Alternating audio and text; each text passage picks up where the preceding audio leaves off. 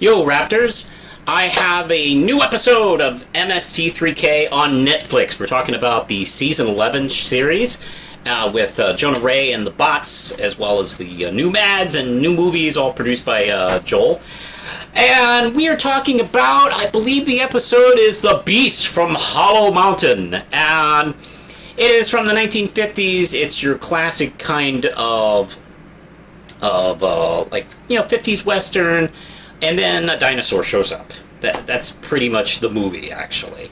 Let's get to some of the specifics on the episode. It starts out with like a cute little, art class or something like that at the beginning. I really dig the shorts before the intro, and they actually are much shorter than they used to be. I guess they don't have to adhere to the network standard, like, oh, you need this amount of time to fill, so they can do them as long or as short as they want. And what's kind of cool is they're pretty much hit and run, so that's kind of neat, actually. So you don't sit there like a 15-minute sketch on Saturday Night Live, just like, okay, this joke ended 10 minutes ago. Nope, they do the joke and go.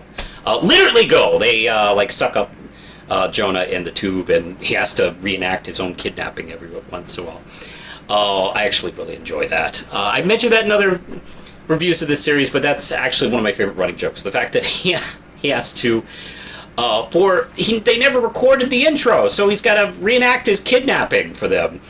That's very Mst3k. The riffing on this one is pretty solid, I'd have to say. This is one of these episodes where it's kind of a good transitional episode where we're seeing them kind of get more comfortable with each other. With Jonah and the Bots, or I should say Hampton and Baron. There's some, we hear some in this episode, and we've been hearing others. I gotta say, Baron does this amazing Morgan Freeman impression, and I think I could pretty much go for him doing it every episode. I never get tired of him doing it. And this is actually, I think this may have been the episode where I started to identify their voices a little bit more individually. Because that's one of the things in the first few episodes that's a little jarring, is they're very similar voices. Unlike Mike and the Bots and Joel and the Bots, which all just naturally had more variance in their voices. Not so much with Jonah and Baron and Hampton. They all kind of sound a little bit alike.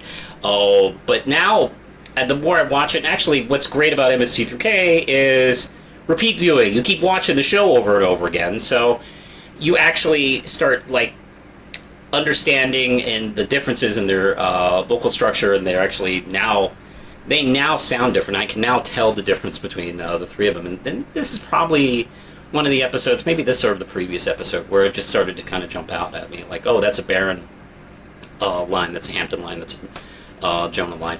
I have to say my favorite sketch in this episode is the parade sketch, where there's a very long, boring scene where the villain walks around this parade festival, and it doesn't really go anywhere, and they're just walking around with the standard kind of parade festival creepy mask and something like that. And yeah, in other movies, there'd be something cool that happens at the end, and not so much this one. So when they cut back to one of the host segments, Tom and Crow are just parading around in these weird masks. And I love the simplicity of the sketch, is that Jonah keeps talking to them, and they don't answer him. They keep, going on and on. And it starts freaking him out, and it starts freaking out the Mads. I love it. I love those kind of simple, bits like that. And I have to say that is my favorite one, I'd say. Maybe one of my... If I did a list of, favorite host segments of the year, that would definitely be in my top 5 out of the season.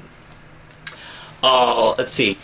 There's a lot of good jokes. There's some wonderful jokes about the dinosaur when we finally see it.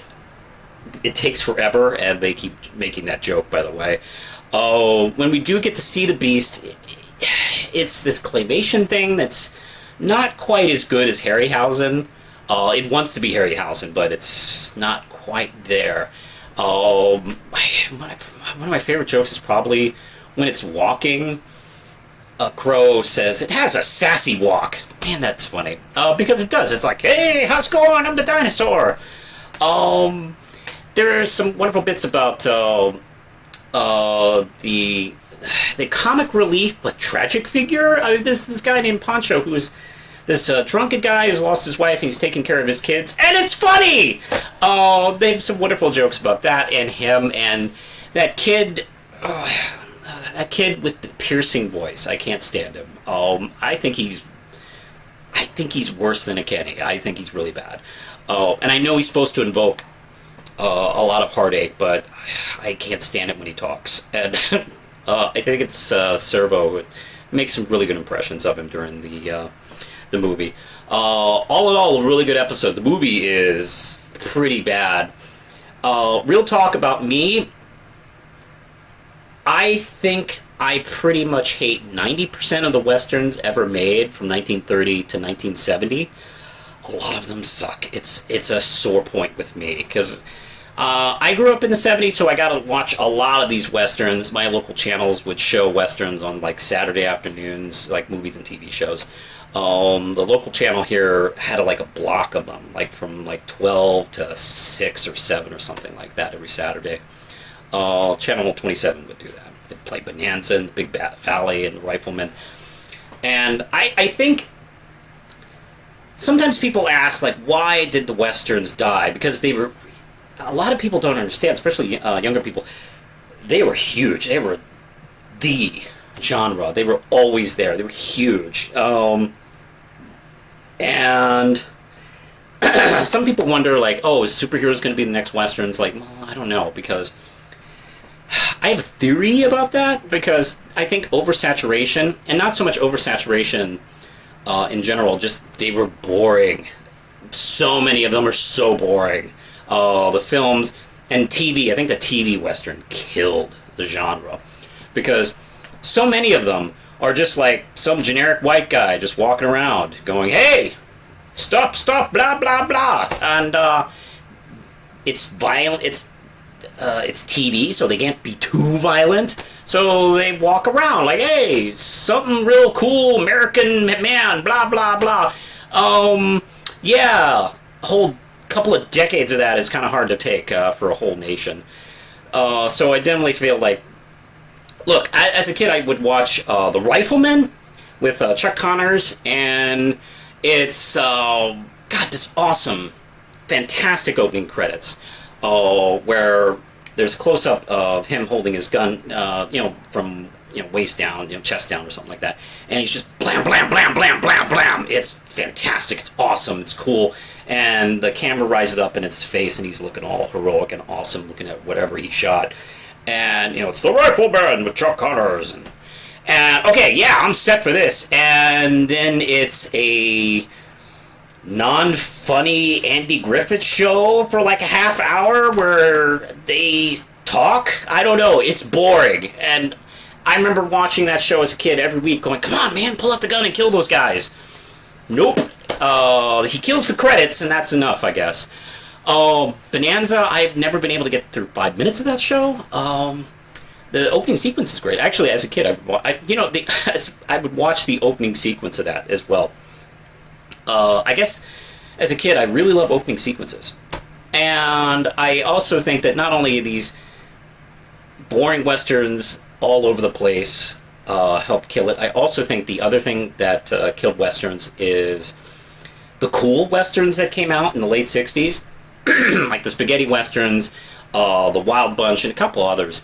They were badass and brutal and violent and cool, and well, we can't go back to these westerns because we've seen now what they can be.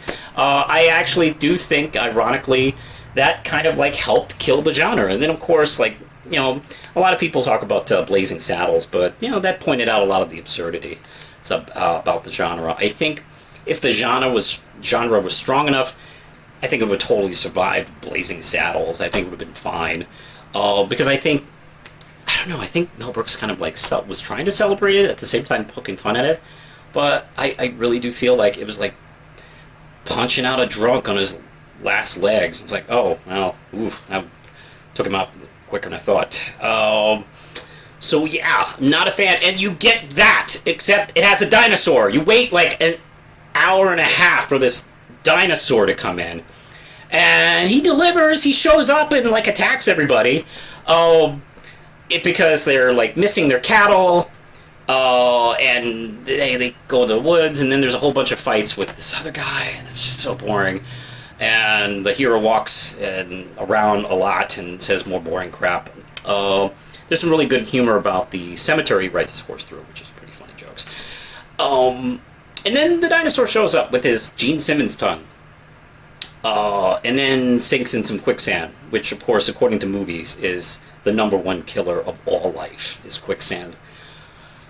So yeah, the movie kind of sucks. I don't know who this was made for. Like, I guess maybe Western fans might think it's an interesting change of pace, or definitely a monster movie fan would be bored as shit with it. I know I was. But thank God I have Joan and the Bots to catch my back there. So it was a pretty funny episode. I do recommend this one, as I recommended all of them, really.